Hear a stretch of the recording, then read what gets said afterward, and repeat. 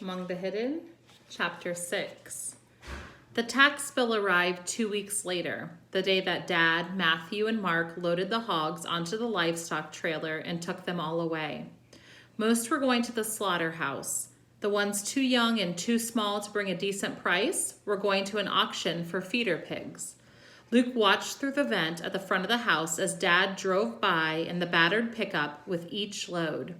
Matthew and Mark sat in the back of the pickup, making sure the trailer stayed hitched right. Even 3 stories up, Luke could see Matthew's hangdog expression. Then, when the 3 of them came into the house for dinner, after washing the last of the hog smell off their hands in the mudroom, Dad handed Mother the tax bill without comment. She put down the wooden spoon she'd been using to stir the stew and unfolded the letter. Then she dropped it. Why, that's... She seemed to be doing the math in her head as she bent to retrieve it. That's 3 times what it usually is. There must be a mistake. Dad shook his head grimly. No mistake. I talked to Williker at the auction. The Willikers were their nearest neighbors with a house 3 miles down the road. Luke always pictured them with monster scales and fierce claws because of the number of times that he'd been cautioned. You don't want the Willikers to see you.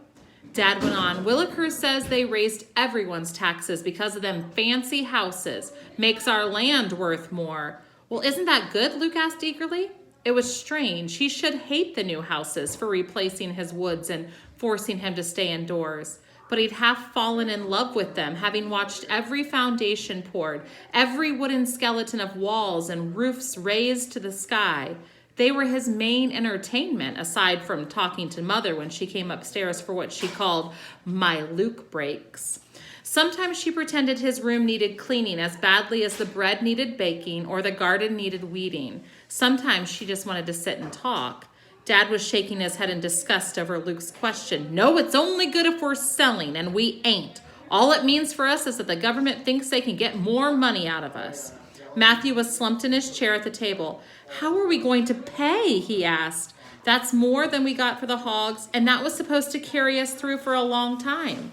Dad didn't answer. Even Mark, who normally had a smart alecky comeback for everything, was stupefied. Mother had turned back to her stew.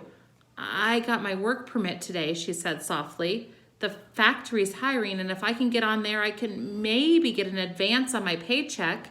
And Luke's jaw dropped. You can't go to work, he said. Who will? He wanted to say, who will stay with me? Who will I talk to all day when everyone else is outside? But that seemed too selfish. Luke looked around. No one else looked surprised by Mother's news, so he shut his mouth.